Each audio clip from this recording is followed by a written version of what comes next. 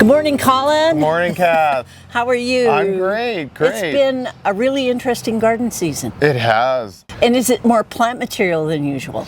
It's hard to tell right now. It's Yeah. just been so crazy, but perennials have been huge this year. Yes. But yes, of course, always edibles are still big. Yes. With the price of groceries going up, people plant their own. That has been wild this year for sure. And it has been for quite a few years. I'm standing here chatting with Colin Atter from Plantation Garden Center, and he's over in the Northwest, and to me it's worth every minute of the visit. Thank you. So, Colin, we go back a bit. A little bit. Almost 30 years. Yeah, I guess it's about that. Yeah. And I remember when you weren't the sales rep that I knew That's anymore, right. and I always knew you knew a lot about gardens, but you told me you were doing this little garden center. Yeah. What I wanted to know was, how did you make a garden center out of a gas station? Well, okay, make a long story short. You know, when I was in sales, I knew this was my end goal. This is Yes. what I wanted Yes. mostly. So for the next few years in sales was just fact finding. Okay. So because I was in every garden center from Winnipeg to Nelson, BC, Yes.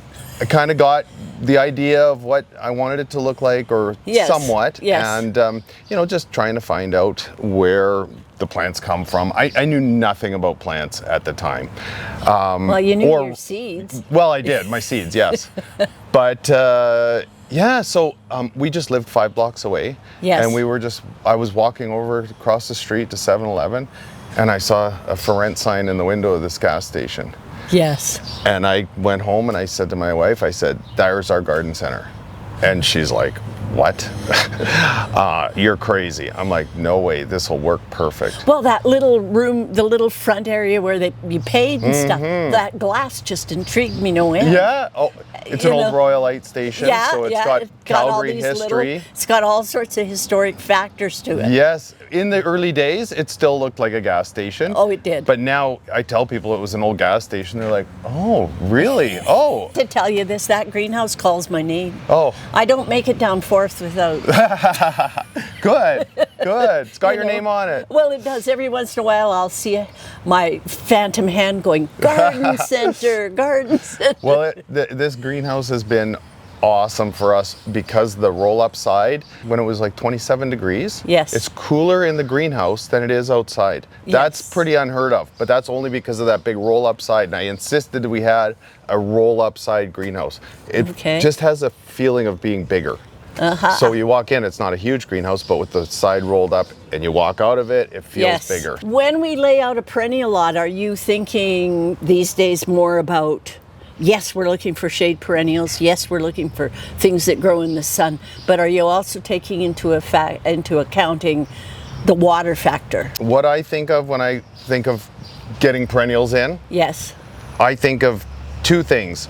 What's in bloom. Oh, yes. That is Yes. what everybody asks for. Yes. Euphorbia polychroma. Oh, yeah, the bright yellow. Bright yellow. Yes. You know, your a couple weeks ago it was your perennial alyssum. Yes. Right? Beautiful yellow. Now we're getting into bleeding hearts and everything's starting to bloom. Right. All the early stuff is Almost starting to bloom. simultaneously, all Yeah. of a sudden it's become a color. Sure. So what Sure. I'm looking for is things that are in bloom right Yeah. now. But second, I look for every single plant on the planet I can get here. I go for selection. Yeah. I want 200 varieties of hostas. I want every variety of ligularia. I know it's But hostas are water-wise. well, Because they have a tuberous type root. and they're in the shade. And they grow in the shade. Sure. We've definitely expanded the drought tolerant section. Like we're doing more sedums, Yes. more, you know, the hens and chicks, they've gone wild with all the varieties, all the for sure we got to be water wise. And I think it's easy with perennials. They just don't require a whole Yes. lot after year 1. But you know what? Shrubs, Shrubs too. There's certain shrubs that to me are perfect for our drier climate. Absolutely. And I think, well, you know what?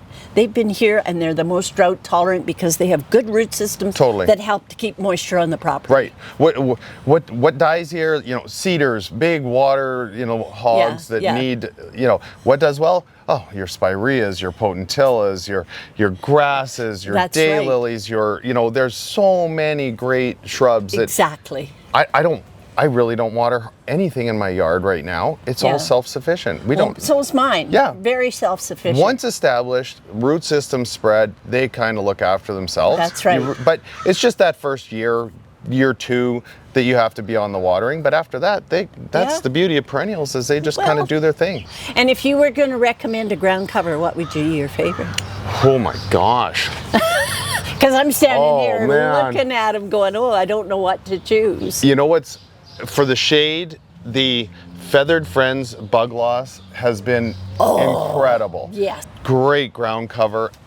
You know, all the thymes are always popular. Yes. Creeping thyme is wonderful. Creeping thymes, your Scotch mosses, all of those. When I say I have mulch, I also introduced thyme about 5 years ago. Yes. And it's now a patch from 4 little pots. It's now a patch that's about 6 feet long and about 3 feet wide, and it's doing exactly what I wanted to do. I do like the Veronicas as well. Your creeping Veronicas. Okay. So we carry one called Whitley Speedwell, and it's kind of a woolly with little blue flowers. It's a fabulous Amazing. one. You've been in this place now for how many years? Take a guess.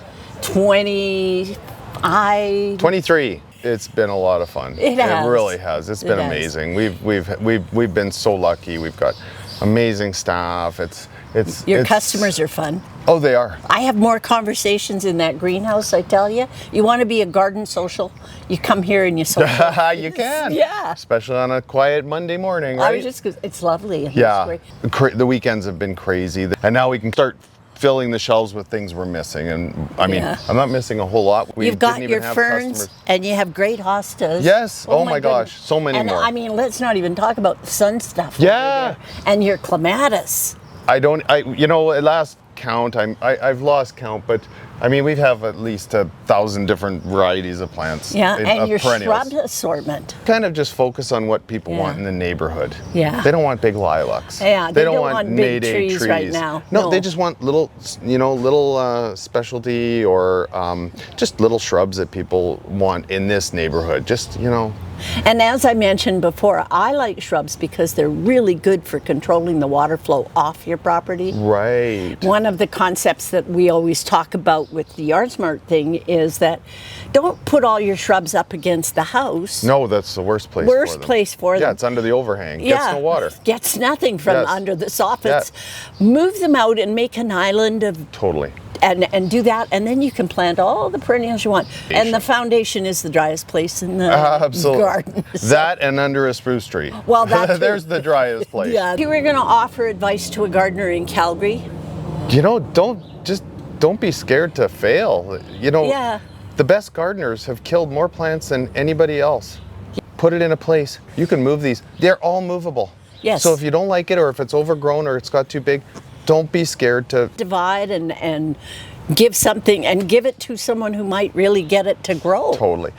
Other advice is gardening. A lot of people want no maintenance. Yes. That almost doesn't exist. No. When you're gardening, you've got to take. It's kind of a commitment. That's right. Low maintenance is okay. Yes. But you got to be picking, cleaning, mucking around, getting your hands dirty. That's what it's all about. That's right. And don't try and do it all in a day. Don't treat gardening as I'm going to buy everything in one day and I'm going to get it all planted in one day and then I'm not going to go back. Pop in time to time. You'll see different things blooming at different times, and then you get to actually see what that perennial does or that shrub does as it's mature, right? Yes. So don't try and do it all in a day. You can't plant your pansies and your basil in the same week. No. But you do it in stages. And I do really tell people, you put your basil out and it's cold, all you're doing is setting it back, if it even lives. Yes. Wait, and now this thing's gonna just take off. So why set plants back? Right. They're sitting in greenhouses getting bigger, warm and better and better and better every day, right? So buy them later. A lot of things you need to buy later. So Colin, it's been great. Thank you. I really enjoyed the conversation. Thank you. And me too. I want to talk more. We can talk someday. all day. I was just going to say, someday let's talk even more some Yard Smart tips. And Great. Let's go through that. Awesome. Thank you for doing this. Thank you, Kath. Nice Okay. to see you. Nice to see you.